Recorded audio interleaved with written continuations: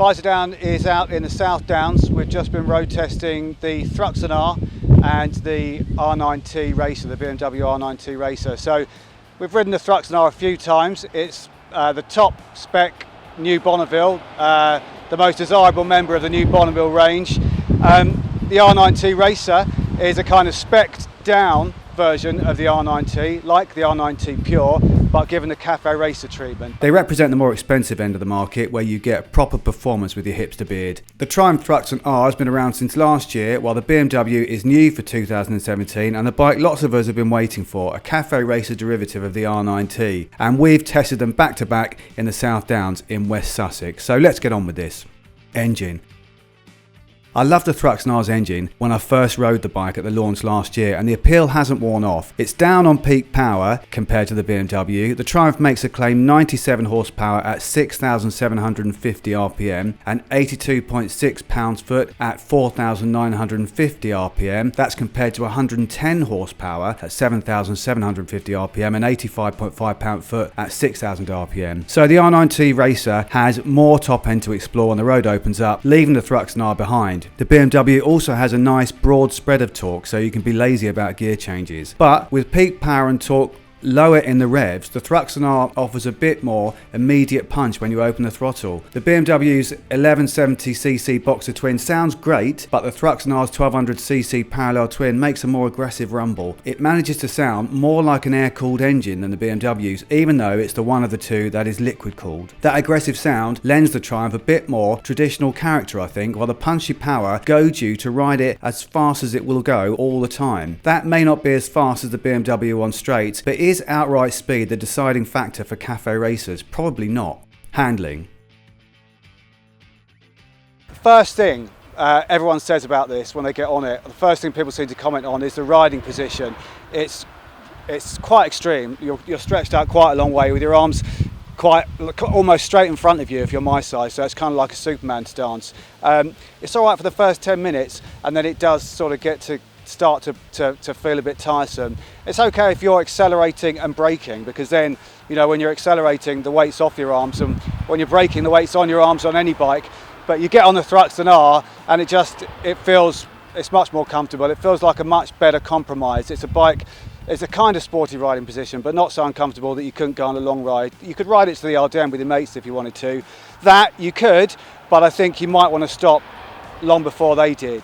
This affects the handling characteristics of the BMW. All that weight on your arms can only mean good feedback through the bars, but it's also not the most natural position for leverage. The nineT feels stable, solid and reassuring through bends, but the Thruxton R seems to turn a bit more effortlessly. At low speed, it's more natural to manoeuvre too, although it has a heavyish feel.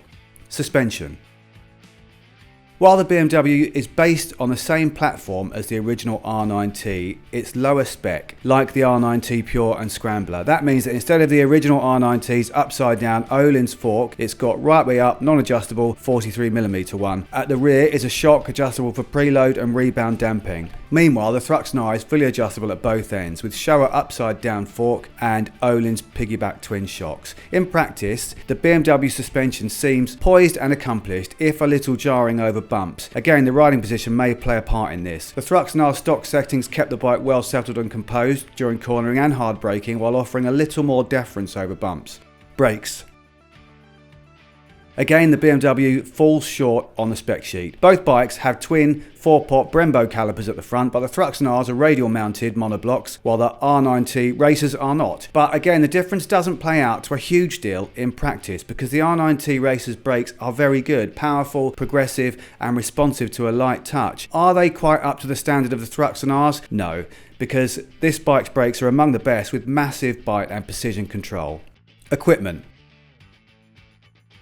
The equipment comparison is easy. The nineT racer doesn't really have any. Well, it's got some, like ABS obviously, and that's screen, but there are no riding modes, and traction control is a £310 option. We rode the S version, which also has heated grips, wire-spoked wheels and a chrome exhaust and LED indicators, but costs £700 more than the base version at £11,615. The Thruxton R at £12,200 comes as standard with wire-spoked wheels, traction control and 3 easy-to-navigate navigate riding modes and a USB charging socket. Perhaps it would have been fairer to compare the R9T Racer to the base model Thruxton rather than the R version, but that's also got wire-spoked wheels, riding modes and traction control too at 10,800. We like. The other thing that separates them, I guess, is the styling. I really like what BMW have done with this. I think it would be really nice if Triumph gave the Thruxton R a kind of cafe racer fairing like that. And I love the blue and white and red. But I think when you look at the Thruxton R, you notice that in the detail, there's more traditional styling there. You've got chrome surround on the clocks on that. On here, it's kind of plastic. We don't like.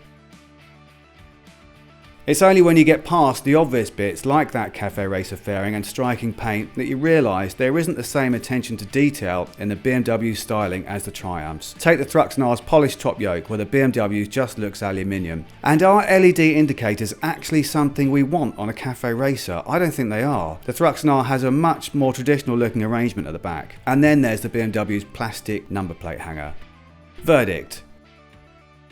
The payback for the R9T Racer having lower spec components than the original R9T is the price. The original at $12,300 is nearly £700 more than even the S version of the R9T Racer which we rode. But it's not enough. It puts this BMW Cafe Racer within £600 of the Thruxton R. If the price difference was bigger, we might end this comparison by saying, look, the Thruxton R is slightly better, but it's close and the BMW wins because it's better value. As it is, the Triumph Thruxton R's higher spec components, extra equipment and more traditional styling and sound do seem to justify the extra 600 quid, so get that one.